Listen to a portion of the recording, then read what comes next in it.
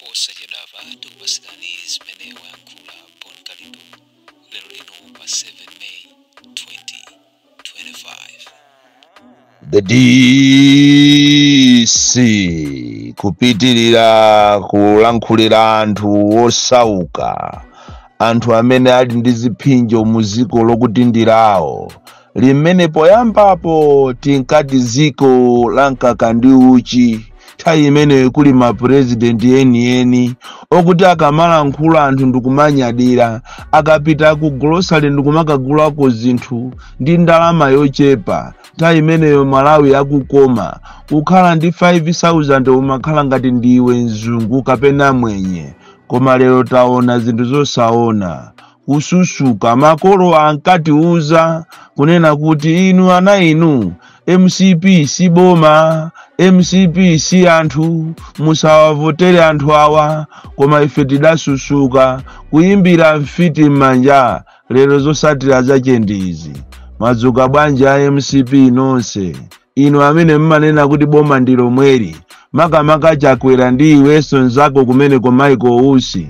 Koma chisoni mulibe mukamaona mavuto amene akukumana ndi Amalawi siku ndi siku. Chisoni mulibe, yeti mulibize kupanga mafilimu okutibe mberebe zisankho basi. Kodi ndalama zisizina kukwaneni mmene mwabereramu, mmene ziko likupitiramu, mmene ziko lilirimu, mafuta ma filling station mulibe. Ndamva chisoni kwaona akulu ena anakhala pa filling station kuchokera 8 o'clock mamawa, kumaona ngati athira mafuta. Kulu okalamba kukhala pa filling station mene imatiwo 9 koloko ya usiku ati kumazanena kuti mafuta atha, akulu agwesa msonzi. Ziko ili anthu akuzunzika kopsa. Ndipo mulungu akuliyang'ana ziko lisangalole kuti zimezi zizipitirira. Anthu akuzunzika, mulibe chisoni. Ndipo zija zachitika zulo kunzuzu zija, pakana boko silamaliro litavazikidwa salu ya MCP. Simungayitanise meeting kukhala ngati ineyo mmene zachitikira kunzuzu kujako, kukhala ngati ineyo ndiyitanisa emergency meeting ndikuwauza kuti akuluakulu tajatu mokwanira. Izi zikupita ziso mano yawa ni malaulo, iyi ni nkhondo. Ndipo muyamike akuluakulu inu, agalu inu muyamike kunena kuti kuziko la Malawi kuno mfuti kulibeko. Zikanakhala kuti mfuti kuno ziliko, anthu amangoyenda nazo monga mmene amapangira maiko ena. Ena mutabandulidwa kale. Koma mmatitola kuti Malawi, we are a loving nation, we are a loving people, we are peacemakers. Timakonda ziko latu, sitifuna za nkhondo. Koma manyaka amene mukupanga wakanakhala maiko ena mutabandulidwa kale. Lero tilankhula kwambiri za asilikali opuma. Ngati kuli anthu amene akuzunzika kwambiri muno Malawi ndi asilikali opuma, amene analitengera boma ku khoti ndikukadandaula kunena kuti ifeyo pension yathu yachepa. Ndi mmene tagwirira ntchito, majaji aku Malawi wokonda ziko lawo ndi anthu anagamula kunena kuti anthu onse asilikali alandire ndalama zawo, ayenjezeredwe ndalama. Kuli mabiliyons kumeneko, asilikali opuma tu ametu. Koma pakana lero paama kuti tikupasani. Tikunena pano asilikali ena anamwalira, akudikira tikupasani yemweyo. Koma zikanakhala kuti ndalama zimene zizi akupasana ndi andale ku parliament zitatuluka kale. Koma nditu mulibe chisoni achakwera. Nditu muziazuza asilikali. Kaye wankulu wa nkhondoyo alibe chidwi ndi asilikali yache, olo ogwira ntchito kumene padakali pano, amene akugwira ntchito padakali pano. Munati mukaoneni welfare ya asilikali ame amangogwirira kuti nangati panga bwanji. Ndipo asilikali athu akunoko ku Malawi ni makape koopsa asiyana ndi asilikali ya maiko ena. Asilikali ya maiko ena amati akaona zopusa zangati zamangona tatibwerekeni ziko likaye. Anzathu tukunja kwa kumabwereka maiko ndikumalamulira iwo ziko ndikumayenda bwino. Koma kunoko vuto la kuno ku Malawi timasatira kunena kuti ati uyo ni ndani. andi muwaone asilikali athu alibe chidu choteteza anthu awo, yet anzawo tu akuzunzika instead of fighting for them. So inezima ndikuza kwambiri, and it's not only asilikali okha, anthu a pension tikunena pano ena sanalandire pension yawo chisire ni ntchito paka na lero pension yosinabwere. And why are you ill-treating your own fellow Malawians, your own people? Anthu anagwira ntchito yawo ena kuti alandire compensation yomweyi mu boma la Chakwera ndi mavuto okha pokapo ndiye kuti mwina mkaziyo ali ngati ali mkazi kuti mamuna cha anamwalira akamugoneso, maofficers amugone akati chonso amunamize ampase matenda. Mulibe chisoni, muzikhala inu ngati anthu akanena kuti munthu uyu ndi mtsogoleri, akanena kuti uyu ndi wogwira ntchito mboma, your main role is to help your own people, is to help fellow Malawians. Koma kunoko chithandizo choyambirira maofesi mu chimapita kwa azungu, chithandizo choyambirira chimapita kwa anthu okuti ndi akunja, kungobwera mzungu nde kuti nthawi yomweyo munthu amathamanga. Zafikapo kuti munthu kuti ulandire ma services ndiye kuti upereke ndalama, ngati siupereka ndalama basi iweyo chako palibe. So asilikali akumvesa chisoni pakana apanga program yokuti akapanga vigilu ku Capitol Hill. And yeti Chakwera mene analiye nthawi imene jali kape kwambiri, analiye asa kuziwa ndalama akuchokera ku ubusa, ankachita kulankhula mathamo kuti ine ndi servant leadership ndiye style yanga ya leadership, ndipo Amalawi muzamva bwino. Ndiye tapita ni mukawa yang'ane Atheba, amayi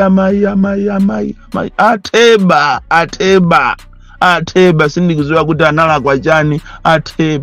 Atheba pakana lero palibe usogoleri, palibe ndithu chidu chokuti wina wache auze kuti ndalama zanu zinaenda bwanji.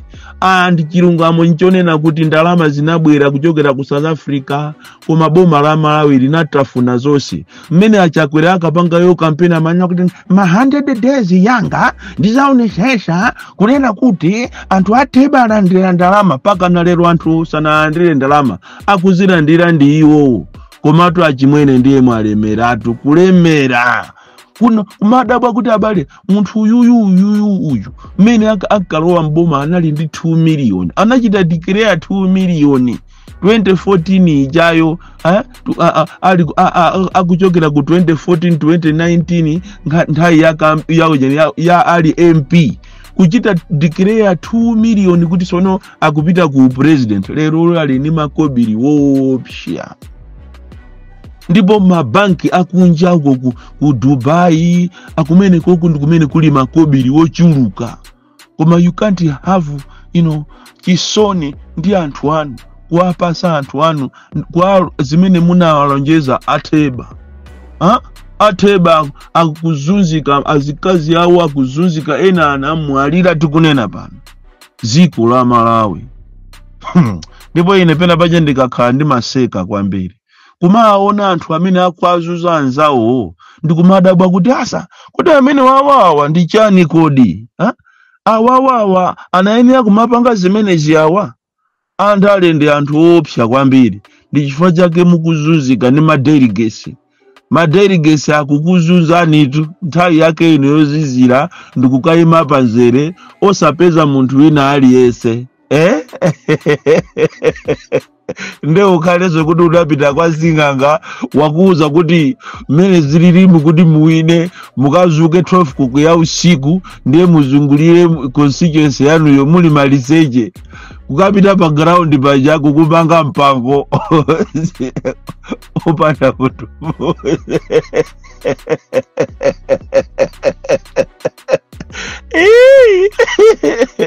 koma ndalama ndizopya kwambiri. Kutero kuti anthu onsewa andale wa DPP, IUTM, AFOD, IUDF, IMCP afuna kumapatwa anache ndi ndalama tu. Koma Yesu muli bwanji? Yesu nawerani era ndi awa ati amapemphera zulo koma kumalawi kuno we joke too much ati apolisi ati kukonza mapemphero ati kuiriyo sote basi ati kumapemphera kumene kuja Yesu bwerani muzatisamalire ife nthawi yachisankho kuna kuti sha inuyo apolisi amene semuli pasogolo kuzuza anthu mmati mukaona anthu akamapanga mademo tiegasi amene muli pasogolo kupanga mastermind kuti mubere zisankho ndipo mulungu amatakakhala kumwambako amene amakuyang'anira anthu mpaipitu kumayang'ana kuti ati uyu ni ndani uyu ameridi yula mundi anzaje akupemphera ati asking God kunena kuti ati zisankho zikubwerazi ati zizayende bwino mwangofuna funding basi kuti mujepo ndalama zikutero kumapemphero amene ajawo pali wina ache walemera pamene pajawo ndizi mukupanga inu kumati mapangisa transfer azikazi ayi nyache kumuchita transfer munthu kuchokera naye kuzomba ukamusiya kunzimba ukakafule uko kafukule uko kunzimba ati chifukwa choti mamuna chako kupanga zandale are you really serious ndiye mapemphero amene mmapanga jandiya chani popeza ma tactics obera zisankho zimene zikubwera zimukupanga ndi inu yonso apolisi mtundu omvetsa chisoni mala mukuti muzipanga zinthu zokuti zikuthandizeni mukhale apolitical koma nawo apolisi manoba mwasandukano ma politicians ndi amene mukuziwa kuti chisankho tichi akumakumana anthu awa kuno kuti abere ndi amene mukuwagalirazo inu ndinu makape kwambiri ndipo ndimpemphe mulungu kunena kuti akutemberereni nonse amene mmapemphera zilole jamanena kuti mati mulungu ati basi mulungu asogolere ati zisankho ziyende bwino apolisi azayendese bwino inu makape kwambiri ndi amene mukuchita fuel tension muno Malawi ndi basi mwapempha uko ndalama zanu ndi ma politicians akupasani anthu onamawo akupasani makobiri kuti mwanamize a Malawi anthu ajazi kwanje pakana lero Simona Amange ndikupita kumakalankhula ku parliament kuti I'll try to arrest everyone wamuchita arrest ndani kupatula Boni Kalindo ndi anzaje kapena Julius Smith wina wamuchita yo arrest ni ndani so mapemphero maja city kualola meja ndi film ndi stand yekuti muanamize a Malawi azeoneka ngati apolisi akugwira ntchito pomwe ndinu makape nokanoka masalale yanu very sawa omvesa chisoni masalale lero limungopanga zinthu zowazuza anzanu ochokera madera ena apolisi ndino anthu omvesa chisoni kwambiri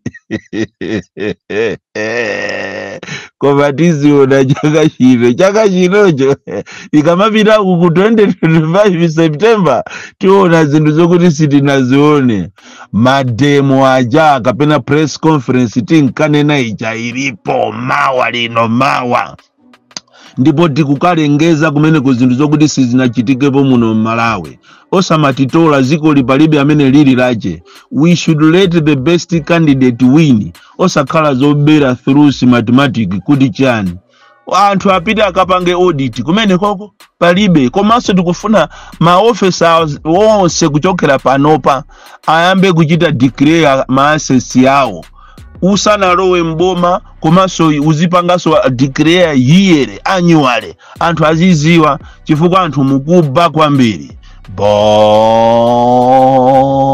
Kalindo the DC mwana upya kwambiri the most deadly and dangerous child from Jeza village TM Mabuga box 76 Mulanje Malawi Southern Africa.